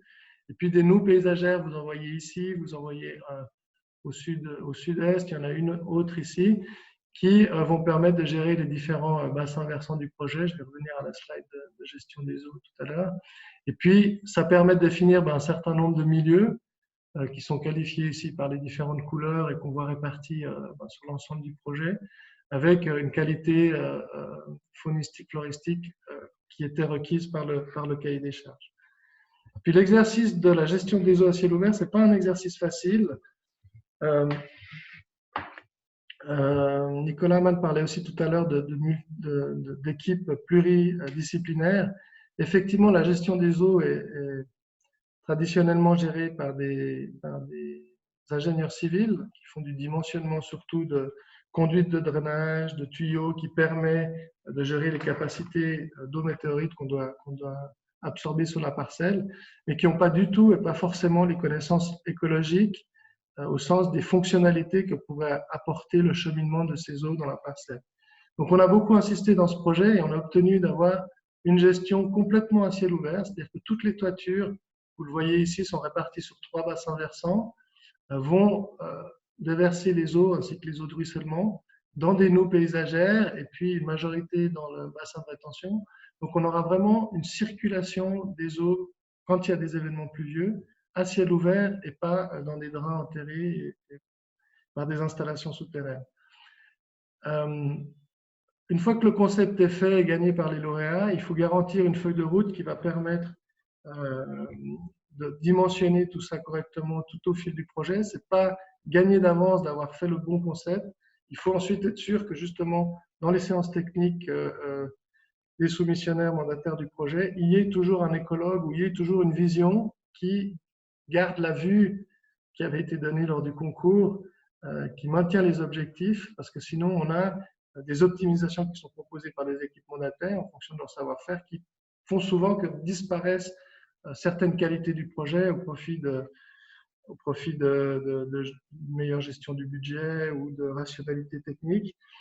Donc, je ne crois pas du tout avec la mauvaise volonté des professionnels de vouloir faire disparaître cela, mais simplement par méconnaissance, un, des objectifs qui a été fixés au projet et deux, des réalités écologiques et d'écologie fonctionnelle. Donc, il faut vraiment avoir tout au fil de l'eau l'accompagnement des différents mandataires pour que les objectifs restent. On est en pleine procédure actuellement, on est sur une première étape de chantier qui va permettre la construction des 2 bâtiments qui sont au nord E et F, sans avoir de démolition encore à faire, donc en maintenant l'activité en place. Et puis, en étape 2, on aura l'essentiel de la partie paysagère qui sera mise en place. Et en étape 3, donc d'ici 2024-2025, on devrait avoir une qualité paysagère, un projet qui, on l'espère, sera d'exception. Donc voilà un petit peu les vues auxquelles on devrait aboutir en termes de qualité paysagère de cet aménagement. On voit qu'il y a quand même une certaine richesse, à la fois en termes de strates, en termes de qualité floristique, et puis tout en ménageant aussi évidemment les zones de cheminement, de détente qui sont nécessaires au projet. Donc voilà, c'est en tout cas un processus en cours de développement immobilier et qu'on espère positif et exemplaire pour la biodiversité. Il y a d'autres projets actuellement qui utilisent cette méthode, les craies de Troinay, des projets sur le canton de Vaud, puisqu'il y a d'autres projets One Plant Living à Orbe, à Marly. Il y a la commune et la ville de Lausanne qui s'intéresse à cette approche et qui cherche à l'intégrer dans l'outil SMEO, notamment pour en faire un outil de travail pour les plaines du Loup, les prochains plans de quartier. Donc ça suscite pas mal d'intérêt et on espère que cette méthode pourra être adoptée par un plus grand nombre de promoteurs et être appliquée à un plus large échelle dans les développements de projets immobiliers. Merci beaucoup François pour ce dernier exposé. Vous avez donc maintenant beaucoup d'éléments en main. Je me demandais en vous écoutant François si ça ne pouvait pas être on se réjouit de voir cette réalisation au Grand Saconnet, mais ça donne envie de voir ce genre de méthode au PAV, par exemple, on ne sait pas. Et en disant ça, je relaye déjà une question. Donc, nous avons, en disant encore un grand merci aux 4 intervenants, nous avons enregistré déjà 3 questions. Donc, je vais les prendre les unes après les autres, puis comme ça, on gagnera un peu de temps. Donc, une première question, c'était quel est l'impact, du point de vue des intervenants, bien sûr, de la biodiversité sur le bonheur des êtres humains, sur la manière de vivre des êtres humains. En fait, qu'est-ce que ça nous apporte en termes de plus-value personnelle, hein? Ça, c'est une première question un peu plus philosophique. En quoi ça contribue à notre bonheur en tant qu'être humain? Une deuxième question, elle est tout à fait différente, mais elle s'adresse plus spécialement à Nicolas Villers, qui a montré ses outils de planification géomatique qui vont jusqu'à l'échelle de la parcelle. Et la question d'une personne qui est dans l'assistance, c'était de dire est-ce que les milieux d'immobilier peuvent-ils avoir accès à cette planification fine, j'imagine, pour savoir quelle est la valeur biologique et aussi la possibilité d'utilisation de certains terrains.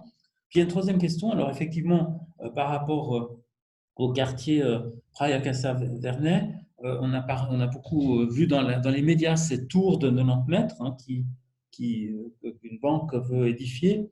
Et la question, c'est de savoir ce que pensent les intervenants de notre panel de ce projet et de son impact sur la biodiversité. Alors, ces trois questions, il y en a une qui est ciblée sur Nicolas Villers et les autres, je laisse répondre. Donc, les intervenants, peut-être pas tous parce qu'on n'aura pas le temps, mais commençons peut-être le premier, la biodiversité. Voilà, je m'adresse peut-être à Nicolas Amann. Hein, qu'est-ce qu'on peut dire? Puis après les autres, allez-y aussi, les panélistes. Qu'est-ce qu'on peut répondre sur ce qu'apporte la biodiversité à notre équilibre, à notre bien-être?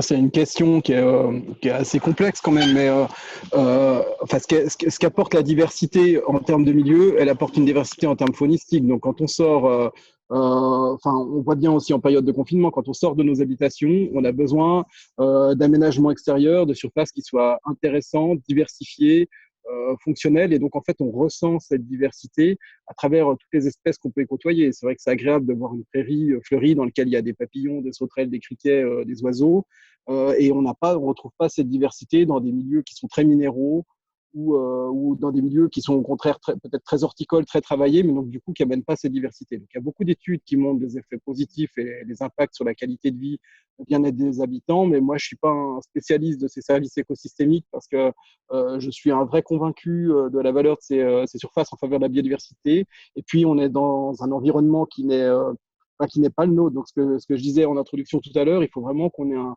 développement urbain, qu'on fasse des milieux construits qui soient supportables pour la nature et que nous, dans un environnement urbain, on arrive à vivre correctement. Donc avec des surfaces vertes, avec des zones de rétention d'eau, pour qu'on n'ait pas des milieux qui soient très minéraux, avec beaucoup de chaleur en ville et pas faciles à vivre. Donc je ne réponds pas directement à la question. Alors, ce qu'apporte la diversité, c'est quand même une diversité de milieux, moins de produits, moins de traitements, moins de chaleur en ville, et donc des milieux et un environnement plus favorable en ville. Peut-être Delia, si tu veux compléter. Merci, peut-être Delia, effectivement.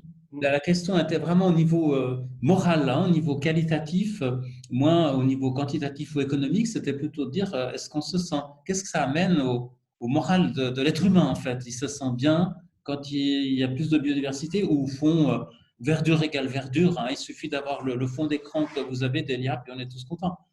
Qu'est-ce que ça nous apporte d'avoir un petit bout de nature autour de soi en ville? Alors, je pense qu'on peut répondre que personnellement à cette question, mais c'est vrai que, au-delà des services écosystémiques qu'on liste, je veux dire, la nature, elle nous fait vivre, on en fait partie. Et puis, je pense qu'au fond de chacun d'entre nous, on sent ce lien et puis cette connexion à tout ce qui nous entoure, ne serait-ce que par des fonctions métaboliques comme respirer, ne pas avoir trop chaud, avoir de l'eau. Donc, je pense que notre intelligence émotionnelle, elle est consciente aussi de ce besoin et puis de ce lien direct entre l'être humain et la nature. Parce que voilà, il en fait intrinsèquement partie, puis s'en déconnecter. De nombreuses études démontrent aujourd'hui qu'une déconnexion trop forte avec la nature, avec un lien, avec la possibilité de côtoyer un espace vert, peut avoir un sérieux impact sur la santé mentale, mais aussi physique. La nature nous incite à plus de mobilité, à plus de calme. C'est aussi une source d'inspiration, de créativité. Donc, au niveau pédagogique, didactique, il y a énormément de liens avec la nature. Et puis, finalement, oui, il y a aussi des études intéressantes qui montrent le lien entre le taux de naturalité et la sécurité, le sentiment de sécurité, mais également la sécurité avérée, donc le taux de déprédation, par exemple, d'un espace public. Et notamment une étude qui a été faite sauf erreur en Suisse allemande, je pourrais vous mettre le lien si ça vous intéresse, qui a un sondage en fait qui a proposé différents types d'aménagements, d'un très traditionnel à un très sauvage, pour voir comment le public se ressentait, lequel il préférait et comment, voilà, quels étaient les mots qui étaient générés par ces différents niveaux d'entretien et de naturalité. Et puis, on remarque que la majorité des avis convergent vers un espace public qui est plus nature, avec des éléments qui foisonnent et qui font de belle place à la biodiversité. Merci pour cette réponse. Je crois que c'est aussi un des principes à la base du programme dont vous êtes responsable, hein, c'est qualité de vie, processus participatif et nature. On ne va pas implanter la biodiversité dans un milieu qui n'y est pas prêt, hein, qui ne s'y intéresse pas. Et heureusement, on a aujourd'hui une demande en ville qui est effectivement importante. Surtout que des études ont montré que la biodiversité était inégalement répartie sur le territoire. Donc, on comprend bien que dans certains quartiers, on se sent un petit peu voilà, démunis dans un environnement minéral. Alors, François Guizon, vous voulez dire quelque chose là-dessus? Oui, je trouve intéressant de réfléchir sur cette question-là et de peut-être pas oublier quand même que l'homme est aussi animé par une certaine peur de la nature. Donc, je pense que l'approche de la biodiversité, on la réussira si on a conscience de cela aussi. Vous vous souvenez peut-être du livre de François Terrasson, Peur de la nature, qui est déjà dans les années fin 80-90, expliquait un petit peu comment beaucoup de décisions et de planification et dans nos actions se font contre la nature parce qu'on en a peur.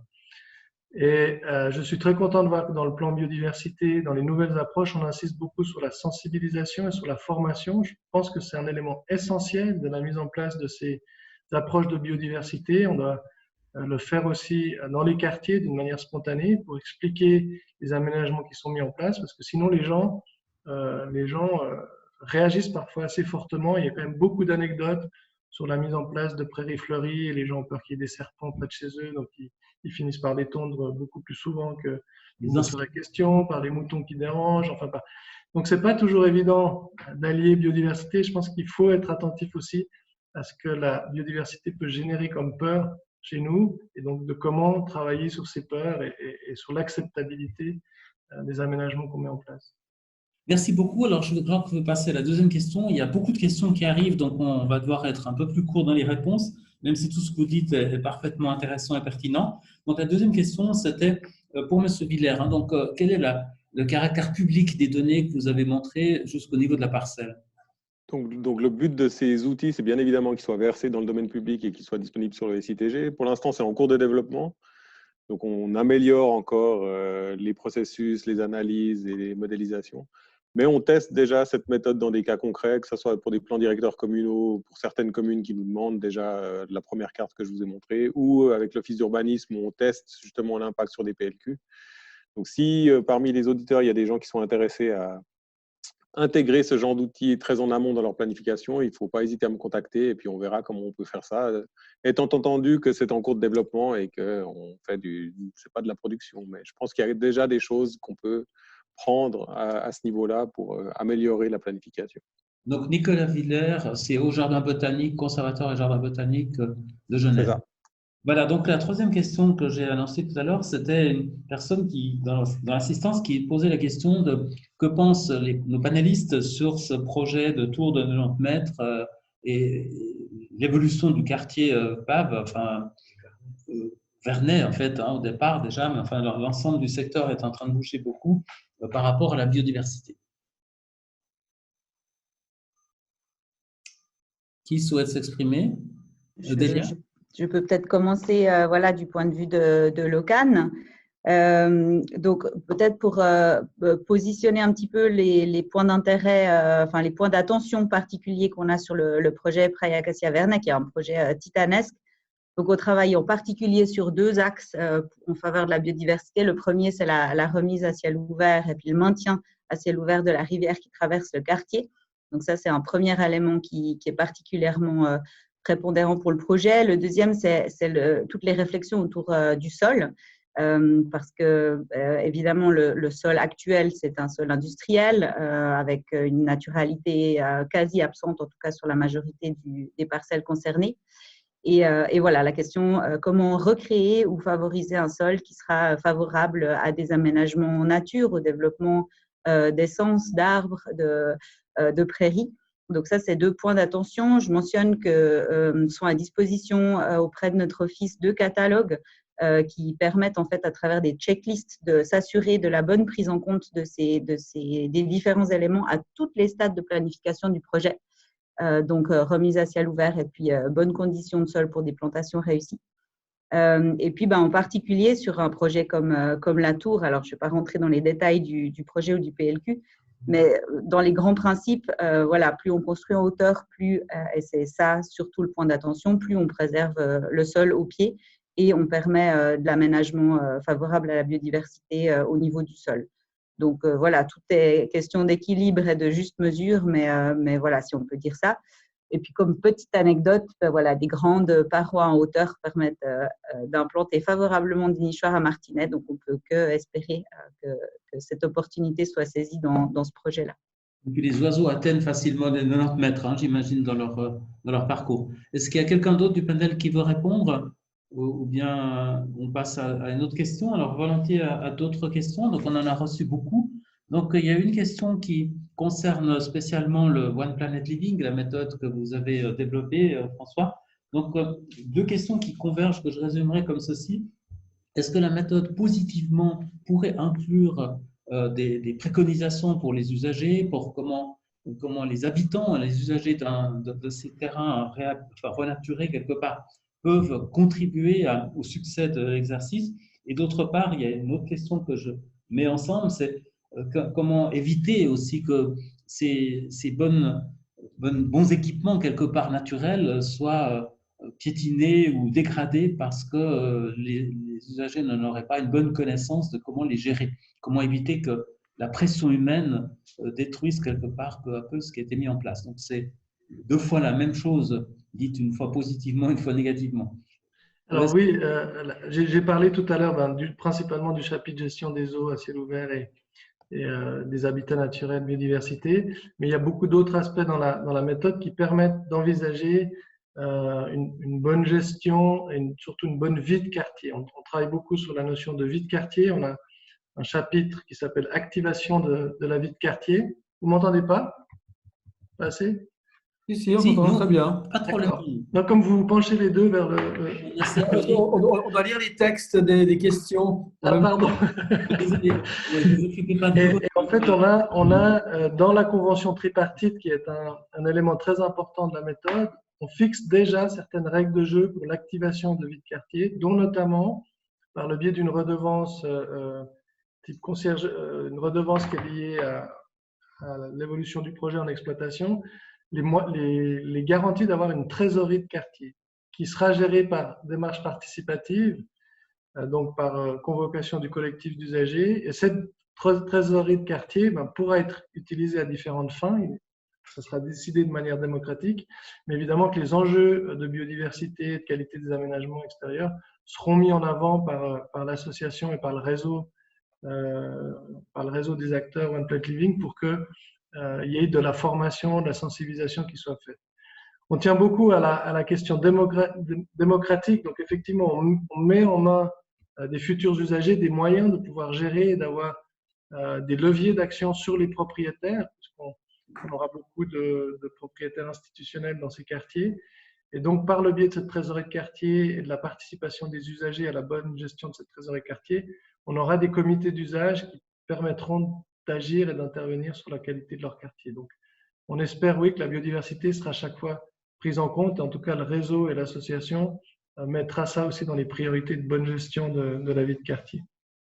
Voilà, c'était une idée aussi pour faire évoluer ce référentiel. Maintenant, j'ai noté 3 autres questions. Le temps avance, hein, on doit s'arrêter pour la partie questions dans 10 minutes, ce qui est une petite conclusion qui est prévue et plusieurs panélistes doivent nous quitter à 13h45. Alors, j'ai une question d'une participante qui demande comment ça se fait qu'à Genève, personne ne connaît les travaux de Marco Bieri. Alors, peut-être que parmi les panélistes, ce nom vous dit-il quelque chose. Il y a une autre intervenante qui nous interpelle sur, voilà, vous parlez beaucoup de bâtiments, mais pas du tout des routes. Qu'est-ce qui se passe avec ces routes qui finalement polluent beaucoup, qui déchirent un peu les parcours surtout de la faune, mais aussi voilà, qui ne sont pas propices à la flore non plus. Et une dernière question, c'est adressée à Delia Fontaine, c'était comment voyez-vous l'évolution politique? Alors voilà, 3 questions. Qui veut se lancer pour Marco Biari? Quelqu'un connaît ce nom? Ça vous dit quelque chose? Oui, Delia? Pardon. François. François, pardon, excusez-moi. Oui, enfin, je pense qu'ils font allusion là à la végétation verticale qui est aménagée dans des sortes de balcons spécifiques. C'est la fameuse tour de Bouéry qui a été le projet lauréat à Lausanne, et puis il en a fait d'autres à Milan ou ailleurs. Donc c'est une végétalisation qui peut apporter, je pense, certaines réponses à nos enjeux liés à la biodiversité, mais c'est de loin pas la réponse aux services écosystémiques et aux fonctionnalités écologiques qu'on cherche à avoir en pleine terre et je dirais même le sol. Donc oui, je pense ça peut être une partie de la réponse. Après, il y a d'autres contraintes, les contraintes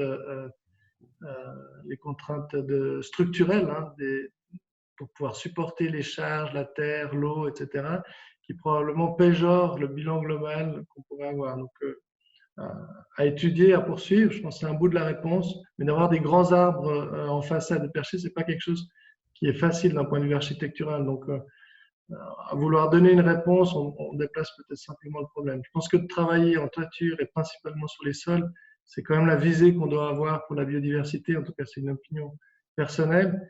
C'est celle qu'on a mis en avant avec le regard de tous les différents experts qu'on a pu côtoyer dans One Plant Living, de vraiment essayer d'utiliser la parcelle comme patrimoine naturel qu'on a et de travailler sur cette base-là. Merci. Est-ce que Delia, vous avez aussi quelque chose à apporter? Oui, je voulais volontiers compléter ça. Alors, c'est vrai que moi, je rejoins en partie ce que François vient de dire. Après, en ville, voilà, chaque mètre carré compte, on l'a déjà dit, mais je le répète ici.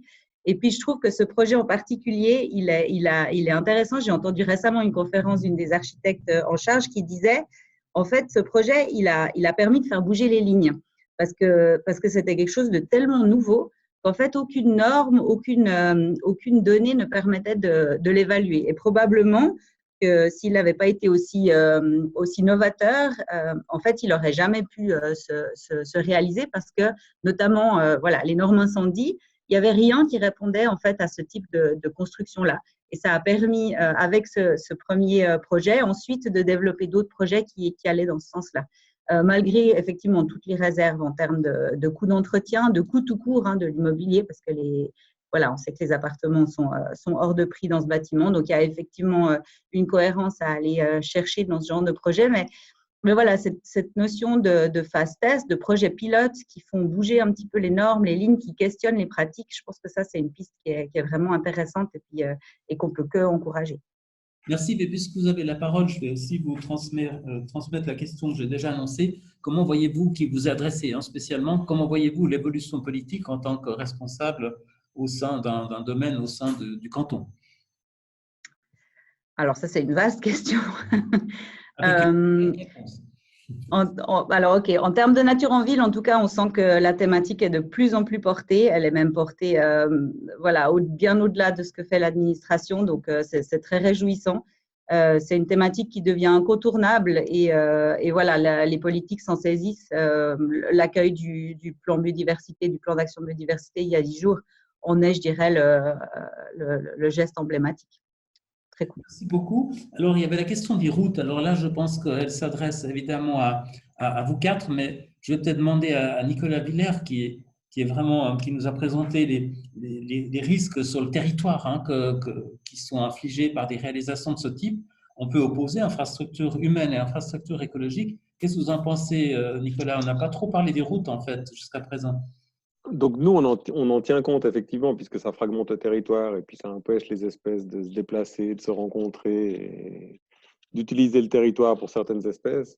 Maintenant, c'est toujours une question de priorité de concurrence. C'est vrai que la mobilité individuelle, pour l'instant, elle a encore le vent en poupe. On a eu quelques bons exemples pendant le Covid de l'utilisation différente des routes, qui n'était pas désagréable selon moi. Donc, moi, je ne serais évidemment pas contre moins de mobilité individuelle. Mais voilà, c'est à voir. C'est vrai que quand on voit le projet de troisième voie de l'autoroute de contournement qu'ils ont appelé à bon escient troisième voie, alors que c'est la construction de 3 voies supplémentaires, c'est vrai que ça a un très fort impact sur le territoire et sur la biodiversité. Personnellement, je ne suis pas sûr qu'en 2020, ça soit encore le trend et la voie à suivre, mais voilà, malheureusement, je ne suis pas encore sûr d'être majoritaire dans cette optique. En tout cas, la commission de la biodiversité a donné un préavis négatif, s'est exprimée négativement. Elle a aussi donné un préavis négatif à une route que finalement le Grand Conseil a refusée au niveau du crédit. C'était une route dans la région de Troinay.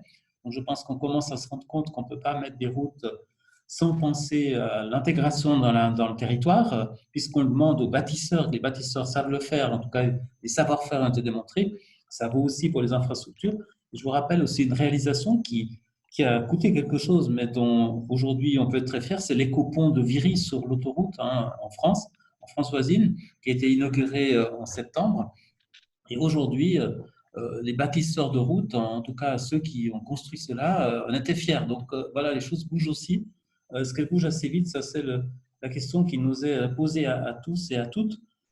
Alors, peut-être, René, juste pour donner un complément sur la question des routes qui me semble fondamentale, des routes et des infrastructures au sens large, il n'existe aucune approche labellisée ou certifiée par rapport aux ouvrages d'art et tout ce qui est génie civil. On a beaucoup de labels dans l'immobilier qui intègrent plus ou moins bien ces cibles-là. Delia a nommé SNBS ou d'autres. Il commence à y avoir des labels pour le génie civil et les ouvrages d'art. Je pense que c'est des questions qui commencent à entrer petit à petit dans ces professions, voire qui commencent à être demandées. Mais il y a très peu de référentiels qui permettent de classer et d'évaluer en fait l'impact et la qualité d'aménagement de ces projets. Donc c'est quelque chose qu'il faut développer et qu'il faut travailler. Alors pourquoi pas une norme SIA ou une nouvelle coopération entre Implenia et le WWF? Puisque vous avez la parole, je vais peut-être vous poser une question qui nous est posée directement par une participante qui dit dans les milieux immobiliers, est-ce que la démarche d'Implenia est courante? Que faire pour encourager ces professionnels ces approches indispensables à la nature et à la qualité paysagère en ville? Alors, elle n'est pas courante, non. C'est ce que je disais un petit peu en introduction. Le constat que j'avais fait moi sur l'ensemble des développements immobiliers est plutôt assez maigre en termes d'introduction de la biodiversité. Par contre, on sent depuis une année et demie, depuis la militance climatique, une recrudescence de l'intérêt des promoteurs et des investisseurs sur des approches qualitatives. Et du coup, je pense que le développement de la méthode aussi trouve un certain envol parce que tout d'un coup, les gens sentent qu'ils ont besoin de référentiels, d'outils, et ils veulent s'y mettre. Donc, il y a peu de labels qui qualifient la biodiversité dans les projets immobiliers. Il y en a un en France, il y a encore peu de choses qui sont spécifiques à la biodiversité. Il se pourrait très bien que la méthode qu'on a développée, on la décline sous forme d'un label qualité pour les aménagements, la qualité des aménagements biodiversité dans l'immobilier, mais c'est pas assez courant et c'est pas encore la sensibilité des promoteurs. Il faut bien penser que les investisseurs, la plupart des projets immobiliers sont tenus par des investisseurs qui font des placements financiers. Donc les aménagements extérieurs et la valeur verte extérieure n'entrent pas vraiment en compte dans la qualité du mètre carré loué, trop peu en tout cas. Et effectivement, il faudrait petit à petit trouver des arithmétiques, des algorithmes qui permettent d'évaluer la valeur apportée par les services écosystémiques, la lutte contre l'albédo, la maîtrise du microclimat, pour montrer que ces aspects-là sont aussi importants sur la valeur d'usage de ces mètres carrés loués. Donc, ce n'est pas assez courant, mais je pense qu'il y a un petit changement. En tout cas, merci François. Ça, c'est une première conclusion, je pense, de cette table ronde. On arrive à 4 minutes de la fin.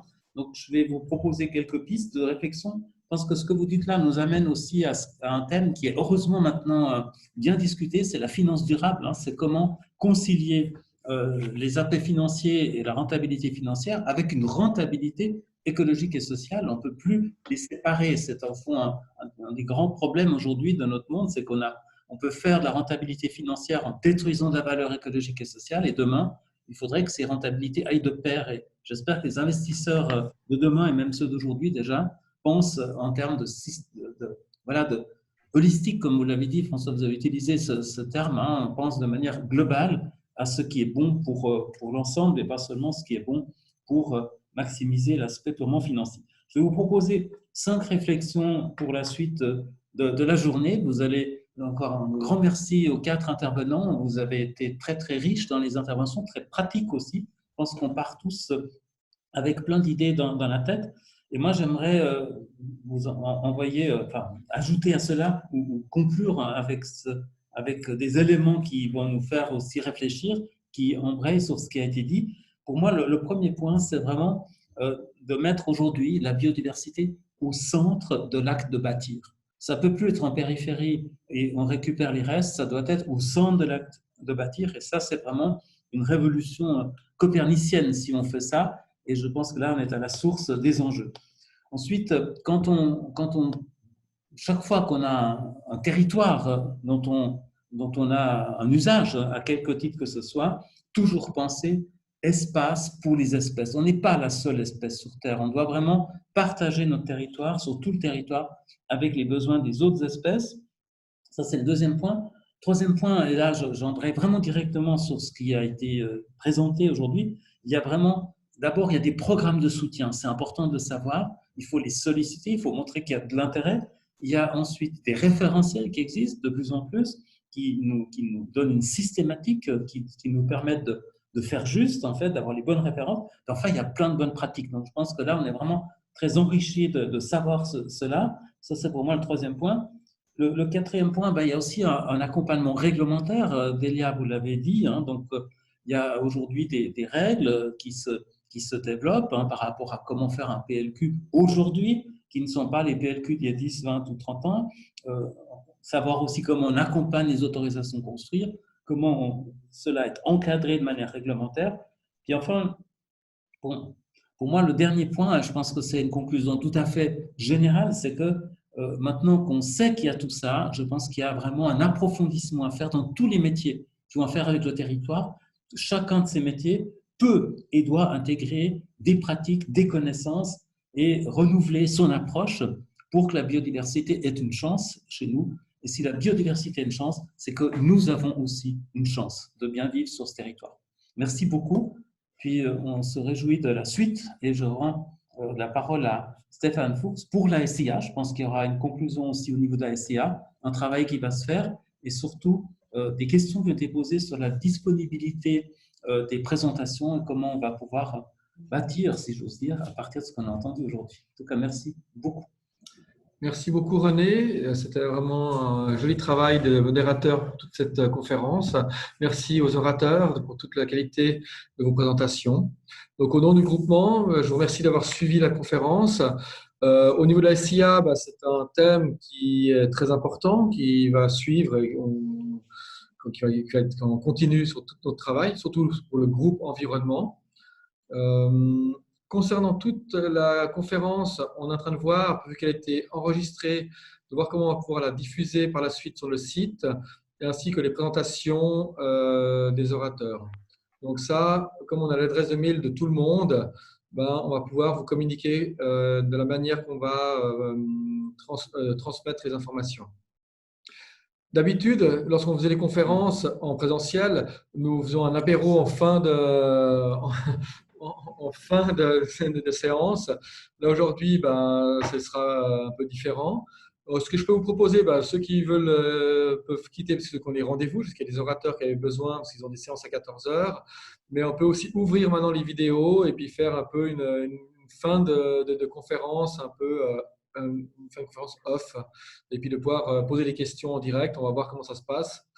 Voilà. Donc, je vous remercie beaucoup.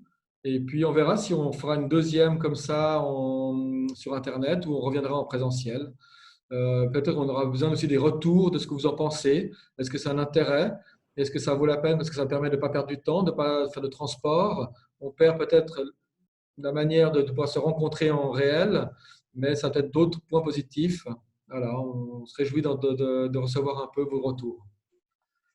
Merci encore et à tout bientôt. Donc, si vous voulez, la conférence est finie. On peut faire la partie off. Merci beaucoup. Merci. Merci. Merci à vous deux aussi.